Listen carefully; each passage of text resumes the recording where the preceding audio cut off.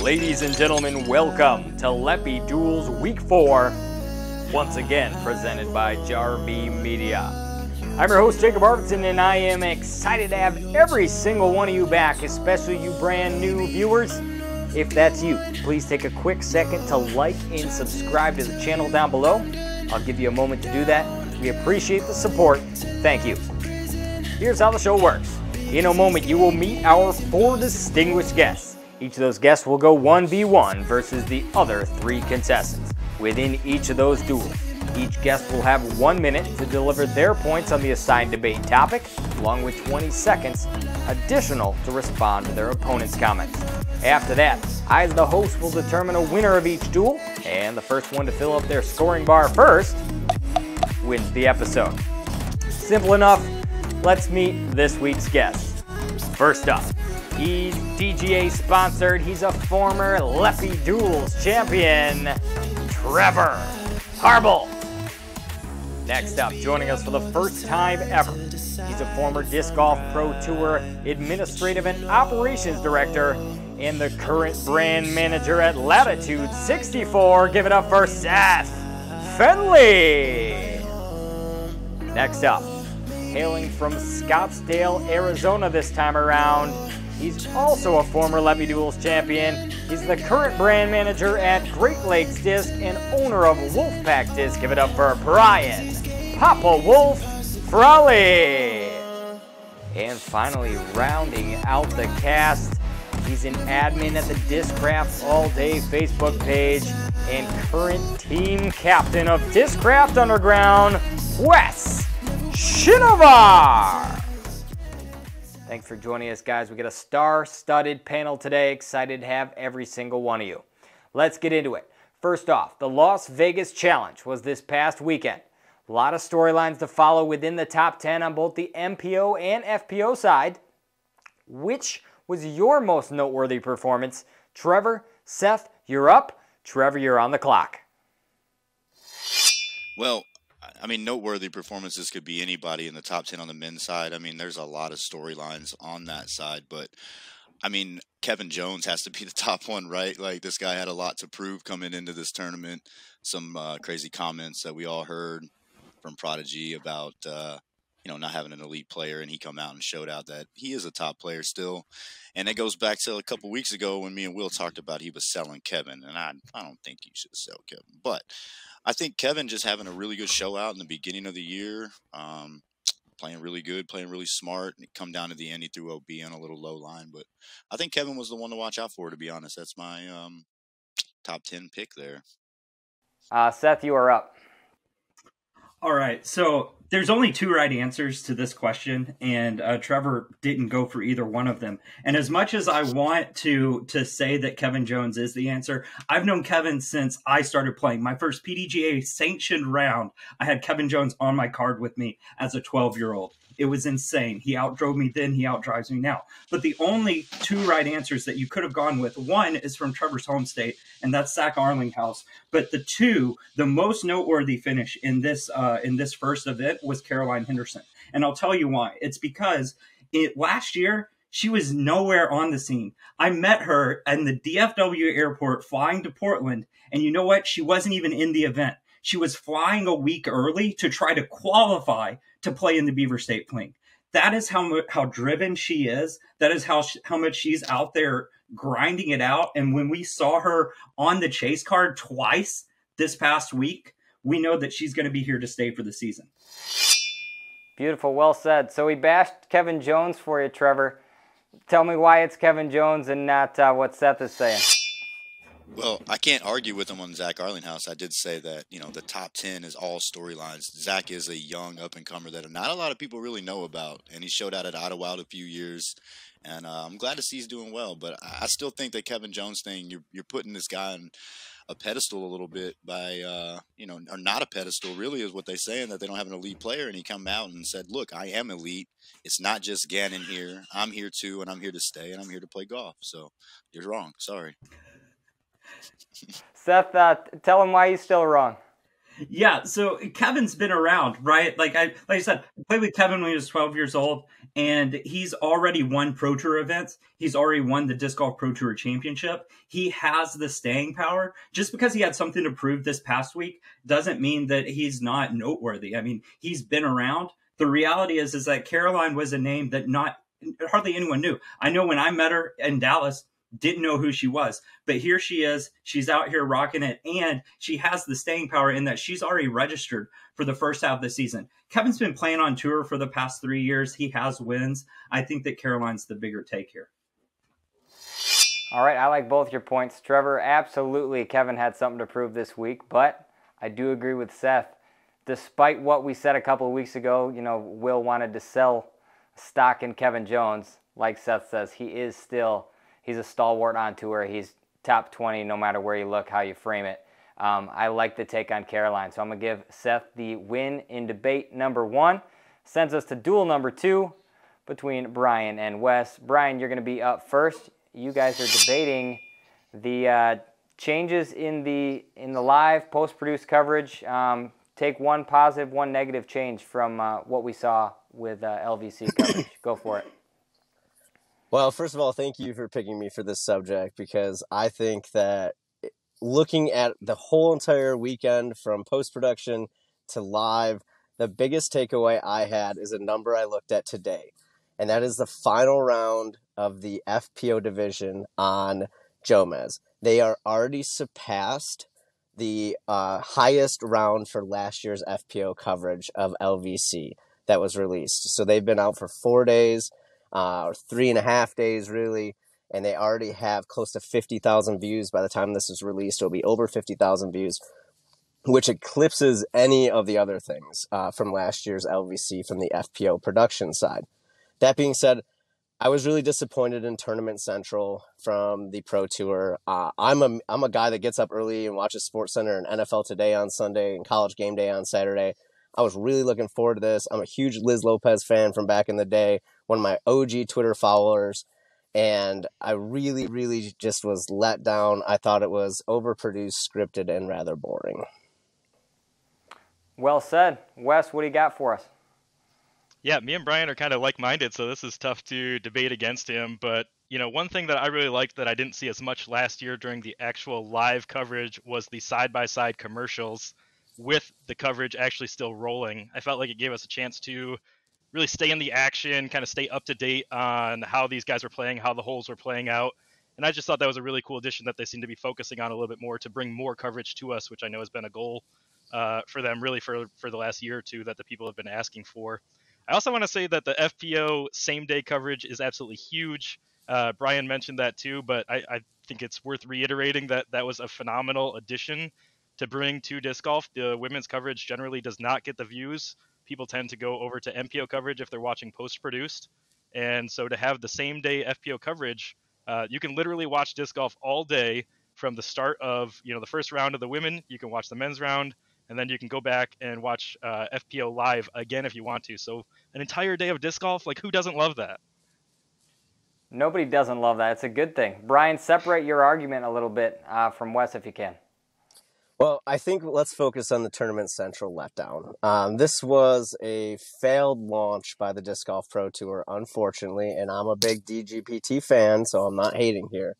But we have people in this industry that are on a ton of podcasts or have tons of great disc reviews or have a great personality that could pre-record something, even if it was 15 minutes before leadoff, even if it was in that 10-minute countdown window, that would bring more eyes to our sport, more eyes to the video, and more advertisers in that same slot. Wes, separate yourself more if you can. Yeah, I mean, Brian's got a good point that the launch of this was not successful, but we're seeing this trend of the Disc Golf Network bringing more and more coverage to the people. So the fact that it even exists, albeit maybe a little bit rough this first week, I think is actually not a negative. I think it's actually a positive. Both of these, the people involved are going to grow from this. I imagine that we're going to see drastic improvement next week. When you look at like Nate and Val and where they started, they were disc golfers, not commentators, and look at where they are today. They both do a great job, and I think that we're going to see a better job with that, and it's going to turn into a real big positive for them. All right, Wes, I'm glad you said that because I do think you're correct. I do think it's a building block and it can only get better. However, if we're going to stick to the question of just looking at LVC itself, I got to go with Brian for that same reason. So Brian's going to take duel number 2, which sends us to duel number 3. And Wes, you're going to stay in on the battlefield here. You're going to go against Trevor. Wes, you will be up first.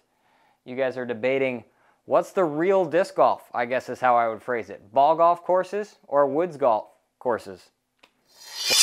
Hey, this week is just tough. I'm going against a touring pro in this argument. My goodness. The man's seen plenty of courses. He's got over a decade of experience. This is a tough one, but I think that the actual answer is somewhere in between on these. When we look at disc golf and the growth of the sport, we're turning into more and more of a spectator sport, especially with the Disc Golf Pro Tour. They're selling more and more spectator passes.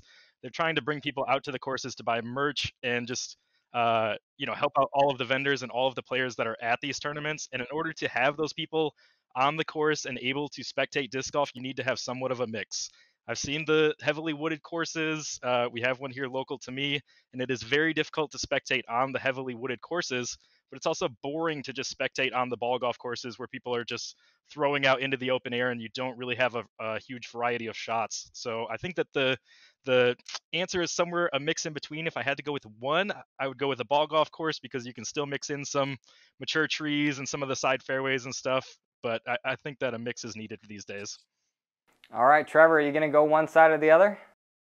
I hate this question. I'll be honest. Because I'm a woods golfer, right? I love the woods. But I think that disc golf is going to the place of the ball golf course. And the reason why is because a lot of things that Wes hinted on there and touched on. But I think one thing is the venue itself. You got parking at a golf course. You've got enough room that you can hold thousands of people to watch these tournaments. You've got places that you can have the cameras where they see the full flight of the disc, the spectators lining up the fairways. It all looks better. It all looks great. So I think that we're going to the ball golf courses. What I'd like to see is like something like the Preserve, where it's not necessarily a ball golf course, but it's a ball golf course that used to be a golf course that's now turned into an amazing disc golf course. So I think stuff like that would be the best, but I'm a woods golfer, man. Keep me in the woods and I'll do good, but we're going to the ball golf side. And I think it's okay as long as it's done in a very tasteful way. All right, so similar arguments. Wes, can you differentiate yourself at all and kind of tell us why ball golf is the real golf? Yeah, I mean, I think that you can use the ball golf courses, but like Trevor said, you really need to do it in a tasteful way. And I think that's where I see disc golf going is being able to use those side fairways, use the trees, and really get creative. I think this is going to put a lot more pressure on course designers and people that are setting up these courses for the Pro Tour to use some of the wooded portion of these properties that they have. But, as far as getting in spectators and, cameras being able to record the lines and the flight of disc golf, ball golf course is going to lend itself better, but we need to do a creative job with designing the courses on these ball golf courses. All right, Trevor, bring it home. Can you tell me why you deserve to win this duel over Wes? First of all, man, as a golfer and touring golfer, when we get to use a golf cart to practice, oh, it's so good. It's so easy on our bodies. Like, it's just better, and then you can go after the round and have a beer and a snack at the clubhouse. But no, I really do think that it's a way that we're going, and it's a way that you get to see the big arms throw, and that's what people like to see is far throwing, but putting's where it's at. So fair enough. You guys making this hard on me, really hard. Very similar arguments. You kind of both said the same thing as far as, ball golf courses are the future of disc golf. That's where the real disc golf is at this point. But you got to do it in a tasteful way. You both said kind of the same thing. So I'm going to do some unprecedented here. I'm going to give you both a point. Yes, both of you are getting a point. Never been done here on Leppy Duels. Sends us to duel number 4 between Seth and Brian. We had the Pro Tour announce this past week that they're making a format change to the tour finale. We're going to give the top tour finishers, points-wise, some stroke advantages at the finale. What was your guys' take on it? Seth, you are up first. Yeah, so as a longtime Pro Tour employee, right, I can say that this actually has been a long time coming. It's been something that they've been working on internally for a while, and it's not really It's not really a change that, or I shouldn't say, change is not something that hasn't happened before, right? The Pro Tour Championship format, this is its third iteration. And so when you look back on it, one of the things that they're trying to do is look for a way to keep players engaged more so throughout the tournament. And this is what that's going to do. Instead of having your field slowly get reduced throughout the weekend, you're going to keep more players there on Championship Sunday, which ultimately brings in more fans, ultimately makes it more compelling. And while there is going to be some nostalgia there, I think with the way that the format's been built for the past 6 years, 7 years, it's going to be one of those things where I think as a fan, people are going to enjoy it more because more players are going to be invested down the stretch. Well said. Brian, what's your take? Well, as a longtime Disc Golf Pro Tour supporter and full-time paying member of the Disc Golf Network, I'd like to suggest something radical. Let's just play disc golf. Let's just have a normal tournament. I think they're trying too hard. I think it's a little bit too crazy personally. I feel like I'm a relatively intelligent person. It was a little bit challenging for me to follow personally. One of the things I was really interested with, though, is on the FPO side with 20 spots.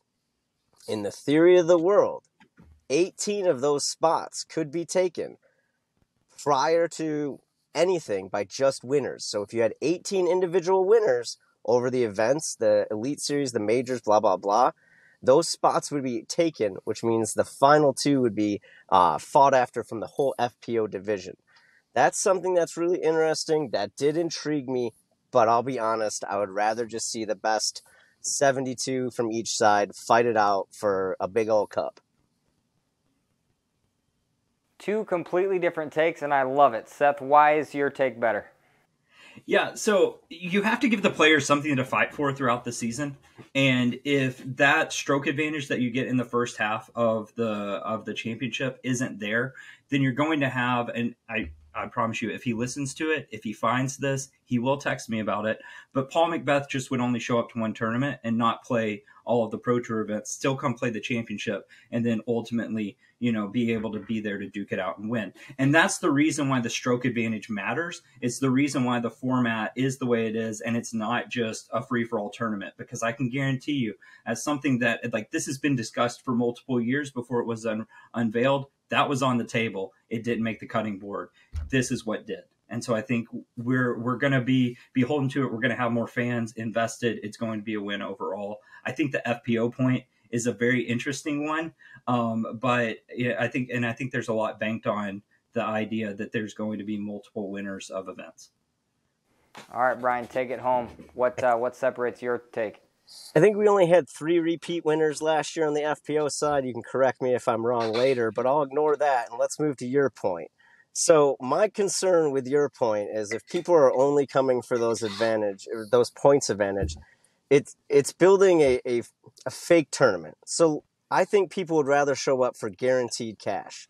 People like guaranteed cash. So let's say all your points throughout the year, you earn X amount. And you can have that in cash, or you can come fight it out for even more cash and bigger rewards at the Tour Championship. I think players would be more interested at that. I think it also give DGN a little spicy network time where people can be like, I choose to take my talents to the championship, or I choose to take the bag of money, deuces.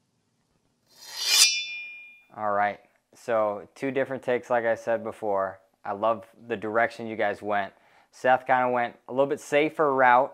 I love your experience being on the Pro Tour, part of the staff. I think that insight is very helpful here. At the same time, I think Brian went a really unique direction, a very bold direction, but I like the points that you had to back up your take. So for that reason, I am giving Brian the win in this duel. Brian, you're going to stay on the battlefield taking on Trevor here for duel number 5.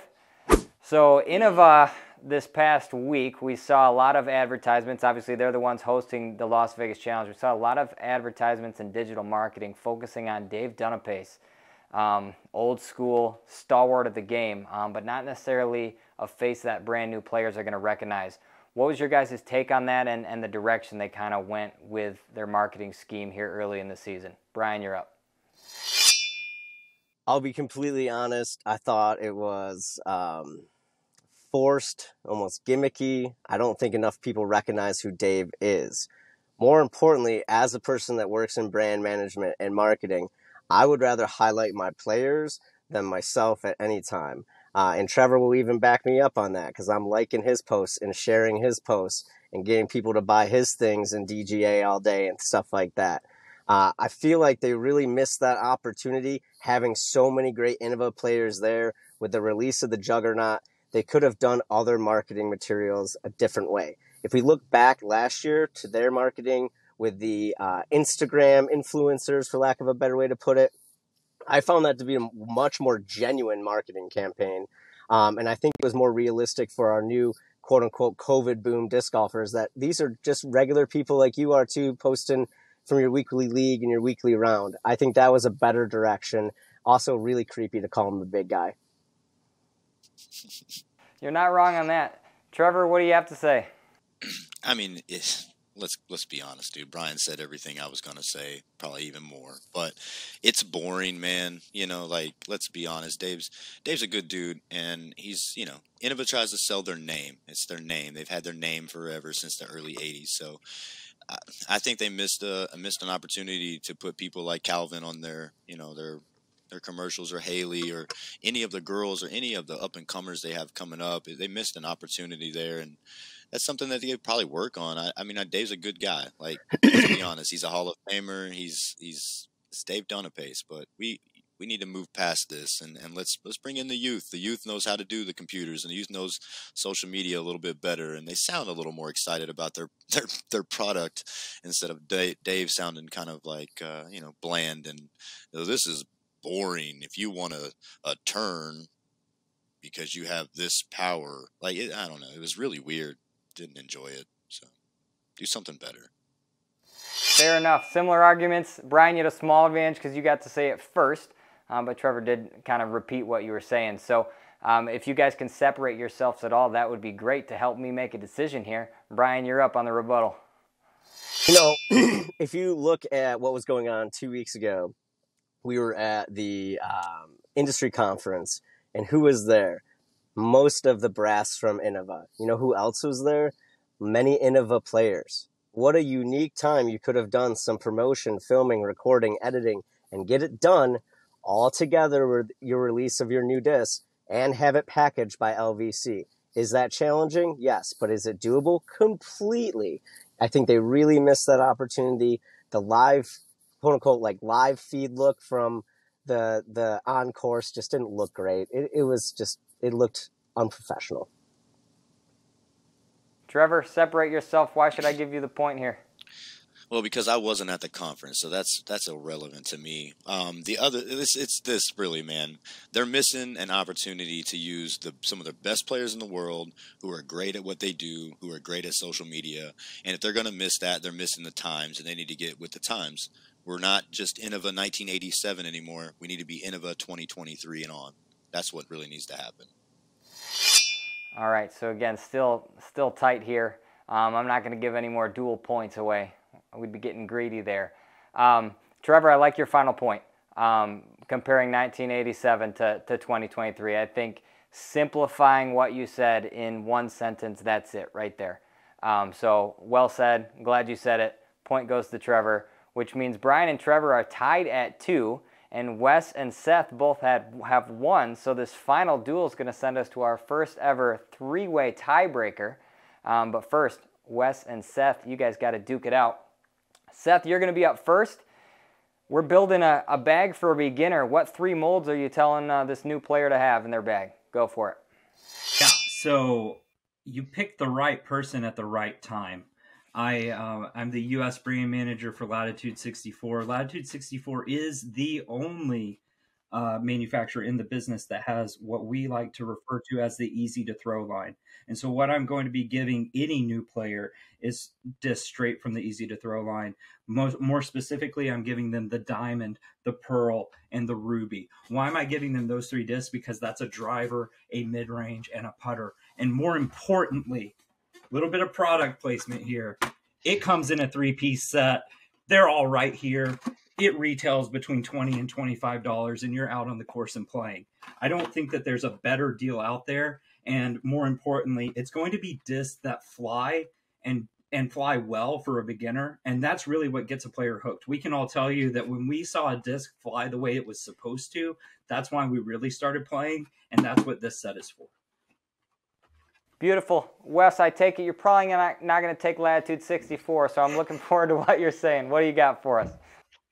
Yeah, well, I'll give you a better deal, Seth. Shout out to all my friends and family on the Discraft All Day and DGA All Day pages. You can find better deals on 3 discs there. Just let people know you're a new player, you're getting into the game, and you're looking for some stuff to throw. Also, our friends over at Great Lakes Discs have a phenomenal used section where you can find a better deal on 3 discs. The 3 discs that I'm going to give to new players are a Soul. It's a throwing putter that's very neutral. A lot of players like to start out throwing with a little too much hyzer, and they need something that's kind of understable that's going to push straight. So that's the Soul. I'm going to give them a Meteor, which actually has really sneaky distance and glide potential when thrown correctly, but a phenomenal mid-range, and I think for newer players, maybe just a little bit better option than the Buzz, which they can kind of graduate to from the Meteor. And the last disc I'm going to give them is an Avenger SS, which is a fairway driver, again, sticking with this understable theme, something where they can kind of learn disc angles a little bit, a little hyzer, maybe a little flat, and sort of work on their arm speed, but something that they're still going to get distance out of because nobody likes playing a 300-foot hole and taking a 10. So we want to make sure they get something that is going to get them up the fairway a little bit so they can have fun out there. All right, I like it. 2 different takes. Seth, why is your take better? Well, because I waited, mind you, to drop this in the rebuttal. But if I learned anything from watching last week, you got to use the discount code from Leppy Duels. And more importantly, you can use that discount code to get this set right here. And what does that do? Not only does it benefit Leppy Duels, it also benefits Brian over there at Great Lakes Disc. And so you want to make sure that you're grabbing the whole set, because also one of the key things that Wes said that's going to be the crux to his argument is that the Meteor only works when it's thrown correctly. And what we're talking about is a new beginner. They're not going to know how to throw it correctly. That's why we have the easy to throw line, so that you're picking up disc and you're throwing them and the disc is doing the work for you. And so ultimately you're getting the 3 discs that you need to start all in one package. You're helping Leppy Duels and Brian maintain his job. I think it's an easy win for Latitude. We definitely don't want Brian to lose his job, that's for sure. I appreciate the shout out, Seth. Wes, bring it home. Why should I pick you here? Yeah, hey, everybody go support Leppy Duels. You guys are running a cool show. This is very creative, so don't be afraid to support Leppy Duels in any way. But I think the 3 discs that I've listed are just a way better option for players. Again, just really sticking with something that they can actually throw down the fairway. They're going to have some fun. They're going to take maybe some 4s, 5s, or 6s on these par 3s, but they're going to go out with their buddies. They're going to have some success. They're going to have some great shots with any 3 of these discs, and that's what's going to keep them hooked and coming back. So just really, I think maybe the better 3-disc option here. All right, so I got a decision to make here. Seth, going with product placement for sure. You were prepared, you were ready, you had some firepower saved for the rebuttal. I love that. Wes, you said the Soul, the Meteor, and the Avenger SS. My argument would be not that there's no putter in there, but that the Meteor and the Soul for a newer player could be considered in the same ballpark, and they're not necessarily gaining anything extra from that 3rd disc. So for that particular reason, I'm going to give the win to Seth here. And that sends us to a 3-way tiebreaker between Seth, Trevor, and Brian. Seth, you'll go first. Trevor, you will go second. Brian, you will go third. And then we'll go down the rebuttal list from there. You guys are debating. A couple weeks back, Drew Gibson tweeted about having a comedy show, kind of as a joke. But I wanted to take it and put it on the show and see where you guys would go with it. Would you guys attend a Drew Gibson comedy show? Go for it, Seth. I'm a hard no, and I'm going to tell you why. As I've referenced it before on the show tonight, but as a previous Pro Tour employee, I've been roasted by Drew Gibson in person just over my choice of snack while on the course, and it wasn't particularly fun. And it's more so for me when it comes to going to a comedy show, it has to match my humor. This is where most likely or potentially my argument might not win, and it's because it's coming from personal preference. But at the end of the day, Drew's humor is not the sort of humor that I follow. And so I'm not going to be going to a Drew Gibson comedy show for those reasons. Fair enough. Trevor, you're up. I'm in. Let's be real, man. I'm in. Drew is he's a character, and I like characters. Plus, I'm all for supporting anything that person wants to do with their life. So if he wants to try it out and go give it a crack and see what he's all about, then yeah, I'm paying, and I'm going to go watch Drew Gibson either make a fool out of himself or make a lot of people laugh. So definitely give me a ticket. I'll pay $25. Let's go. Brian? All right. So, Drew Gibson, your Twitter is relatively entertaining. Relatively. But I don't know if I would go pay for a 40-minute set of you creating humor. I would go pay for a 40-minute set of you giving educated arguments to the things that he would like to see changed in the Disc Golf Pro Tour, in disc golf, in the PDGA, because I do respect that he's not afraid to share his opinions. Now, sometimes those opinions come off in a bullish or aggressive manner, but I feel like there is a place where a player can turn that sort of opportunity into a financial income stream. Maybe it's hey, let's sit down with Trevor for 20 minutes and let's all pay $10 to his PayPal and we're going to learn about Trevor's tour life. You know, a little one-on-one time. I think more players should look into something like that. I like the direction you took there, Brian. Seth, separate yourself. Talk down on the other two if you need to. Why should you win the tiebreaker here in this episode? So I definitely am in Brian's camp as a no. I also, though, think that Brian is basically just inviting Drew onto Leppy Duels. And so, maybe that's a person we'll see next week on one of these. I respect Trevor in saying yes. I mean, you know that those tour guys, they all stick together. They're going to support each other. But ultimately, I think the hard part with this specific question is that it does come down to a little bit of personal preference. And so just like we're all going to be talking from our experiences and our personal preferences, whether it be Brian, I knew he was going to talk about Drew's Twitter account, or Trevor talking about supporting him because that's just the homeboy that he is. Like, at the end of the day, Jacob, this decision is going to come down to you and your personal preference on how you wrote this question. And that's what we call in debate framers intent, which we don't really know what it is. Well said, Trevor.